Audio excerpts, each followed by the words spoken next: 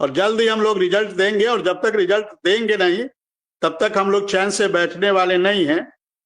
चाहे इसके लिए जो भी मेहनत करना पड़े वो करेंगे जी। कह रहे हैं, और अभी आ रहे हैं शुक्ला जी, अभी आ रहे हैं शुक्ला जी, कुछ फोन ऑन आ गए होंगे तो फिर शुक्ला जी का डिस्कनेक्ट हो गया था। अभी कह रहे हैं आ रहे हैं, 2 मिनट में आएंगे तो बात करेंगे।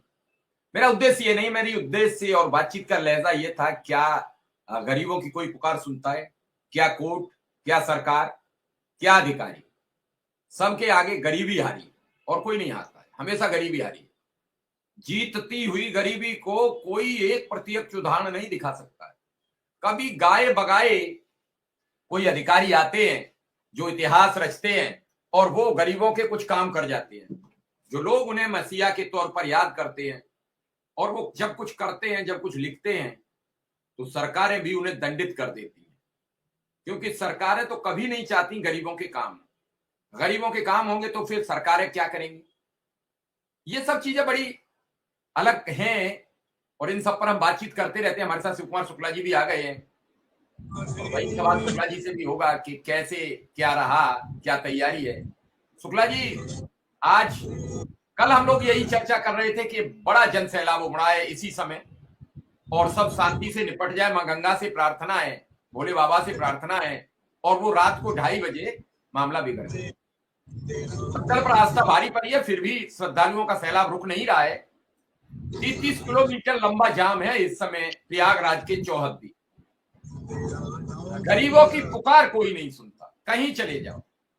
शुक्ला जी, आपको फिर प्रयास करना पड़ेगा। आज मैं देख रहा था विजय किरण जी का चेहरा, तो याद आ गई मुझे अनुदेशक और शिक्षा नीति। आज जवाब नहीं था उनके पास। ये भगवान की कृपा होती है, कब जवाब देने लायक आदमी न बने, कब वो अपनी बात ही कहने लायक न बचे।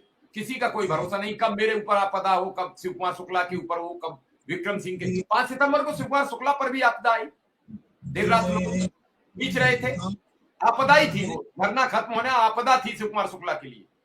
आज उन अधिकारियों पर आई जिन्होंने बेसिक शिक्षा विभाग को बौना कर दिया है। आज का चेहरा देख के मैं लग रहा था ये वही विजय किरण आनंद है जो झींगे हाँकते थे। वक्त और हालात से समझौता आदमी को करना पड़ता है। शुक्ला जी, अब क्या तैयारी रहेगी? क्योंकि अब फिर जुटना पड़ेगा। आज मुख्यमंत्री जी बेहद निराश थे, हताश थे। आदरणीय मिश्रा जी, सादर प्रणाम। विक्रम भाई, बहन जी, सभी को आशीर्वाद। ग्रुप में जुड़े सभी साथियों को बहुत बहुत धन्यवाद। मिश्रा जी, कल भी हम लोग बात कर रहे थे और मैंने इसका अनुभव किया था पहले भी। चूंकि इतनी भीड़ निकल रही थी, इसमें मैं किसी का, खैर प्रशासन ने बहुत प्रयास किया, इसके बारे में मैं नहीं कह सकता, लेकिन बहुत भीड़।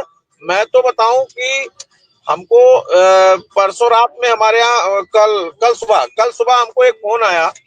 हमारे गांव की एक महिला थी, वो गायब हो गई थी, संभवतः उसने मेरा नंबर दिया और फिर उसको हमारे लोग मिल गए, हमारे जिले के लोग मिल गए, तो उसने हमको फोन किया और फिर रोने लगी जोर जोर से।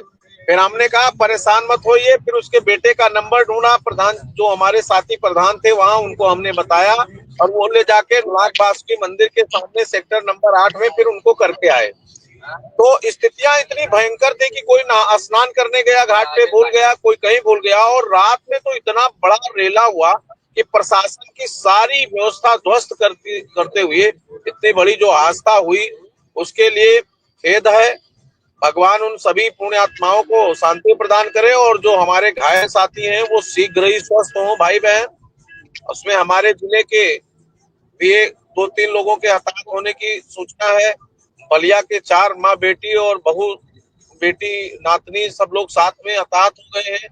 ऐसी तमाम पीड़ादायक घटना है। तो इस पर माननीय मुख्यमंत्री जी ने संज्ञान लिया सुबह में, लेकिन ये बहुत बड़ा विषय हो गया है। अभी एक मैं पढ़ रहा था, एक इंस्पेक्टर थे राय साहब, वो भी ड्यूटी में थे, वो भी उसी में वो भी हताहत हो गए हैं। ऐसे तमाम घटनाएं हैं, ये बड़ा विषय।